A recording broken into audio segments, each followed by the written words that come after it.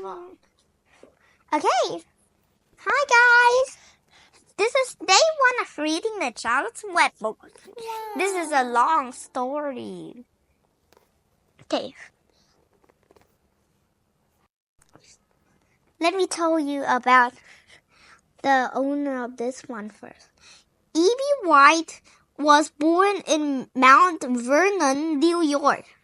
He graduated from Cornell University in 1981, then traveled about trying many sorts of jobs, and finally joined the New Yorker magazine. He kept animals on his farm in Maine, and some of these creatures crept into his stories and books.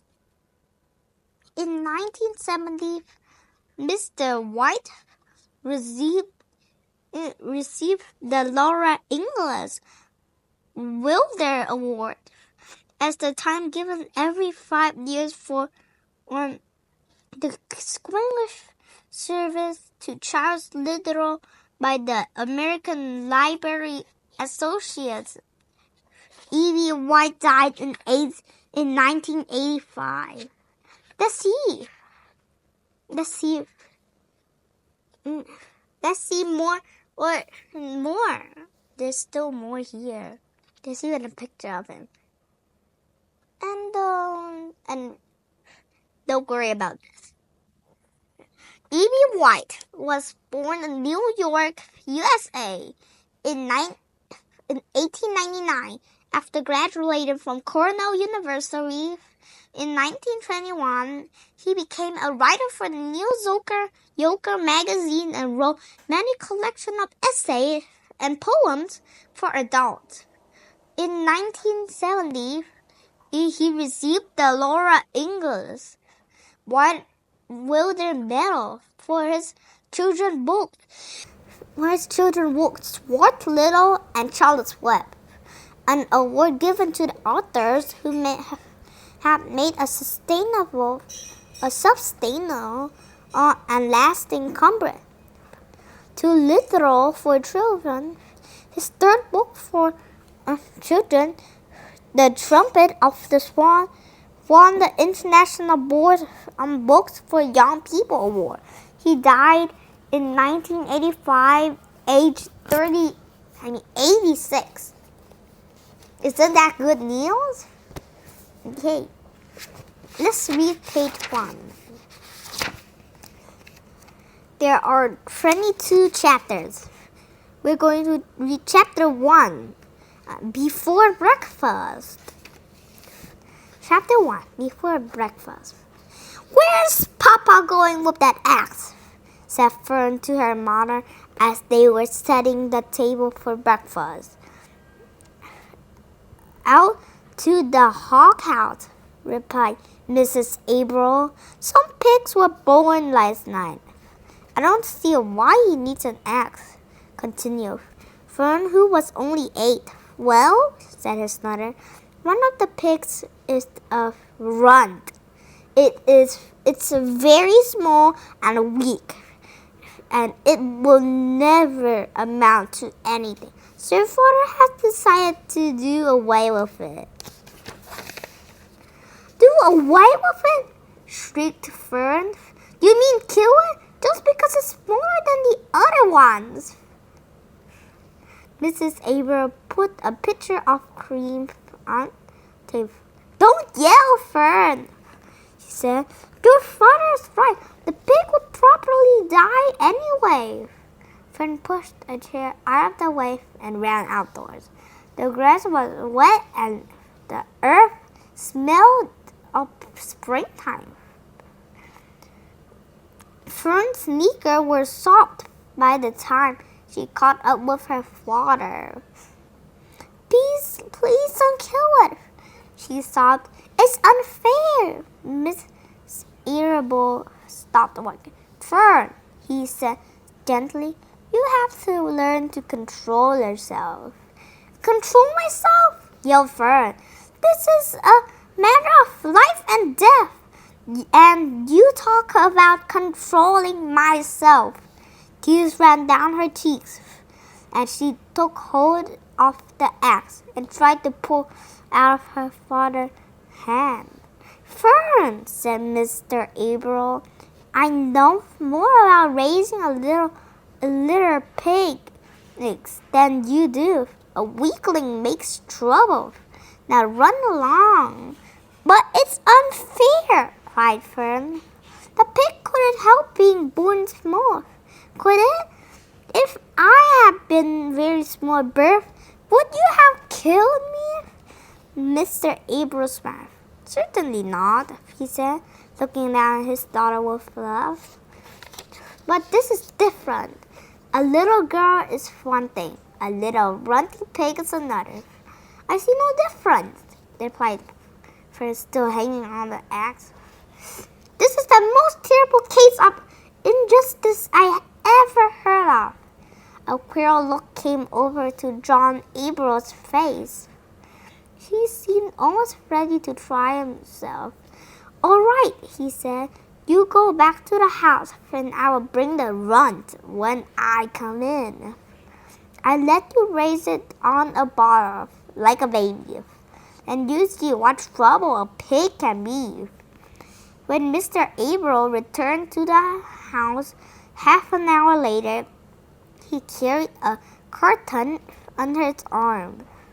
Fern was upstairs changing her sneakers. At the kitchen, the table was set for breakfast, and the room smelt of coffee, bacon, damp plaster, and wood smoke from the stove. Put it on her chair, said Mrs. April. Mr. April set the carton down at Fern's place. Then he walked to the sink and washed his hands and dried them on the roller towel. Fern came slowly down the stairs.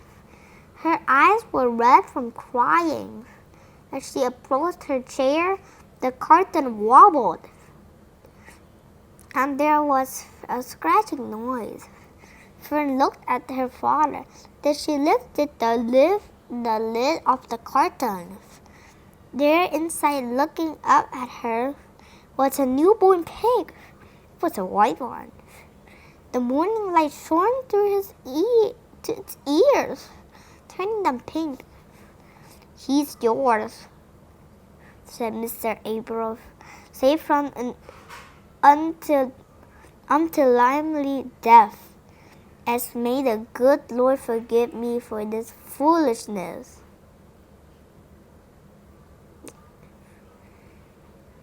Fern couldn't take her eyes off of the tiny pig. Oh, she whispered. Oh, look at him. He's absolutely perfect. She closed the curtain carefully.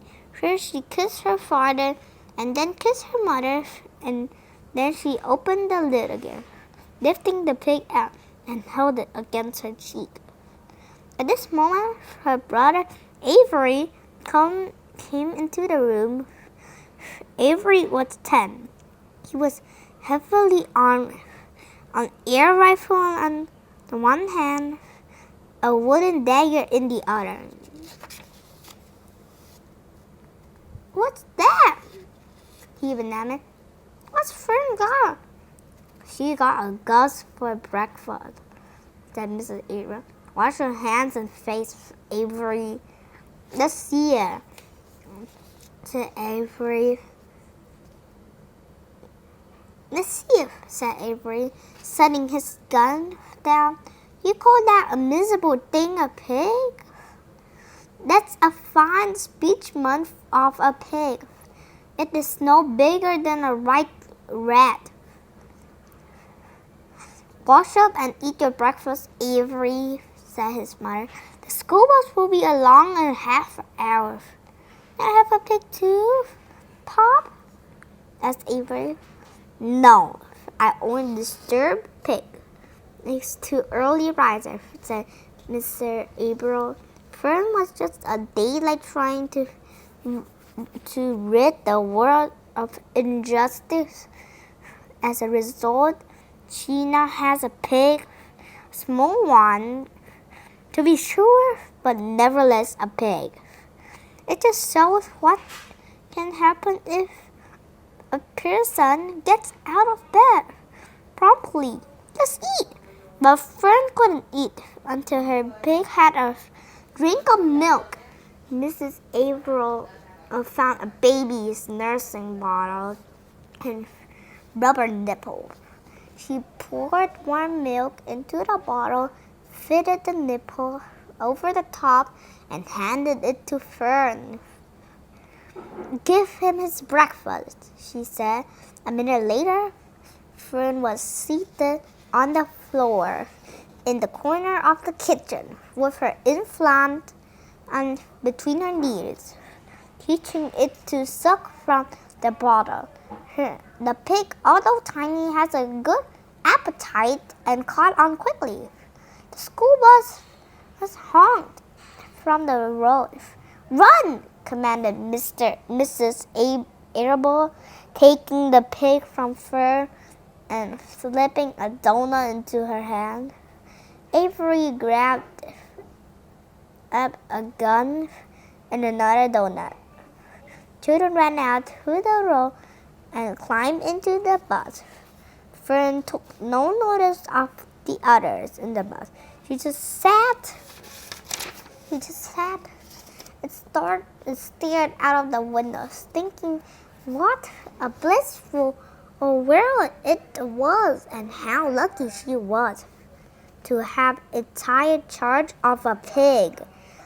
By the time the bus reached school, Fern had named her pig, selecting the most beautiful name she could think of. "Its name is Wilbur," she whispered to herself.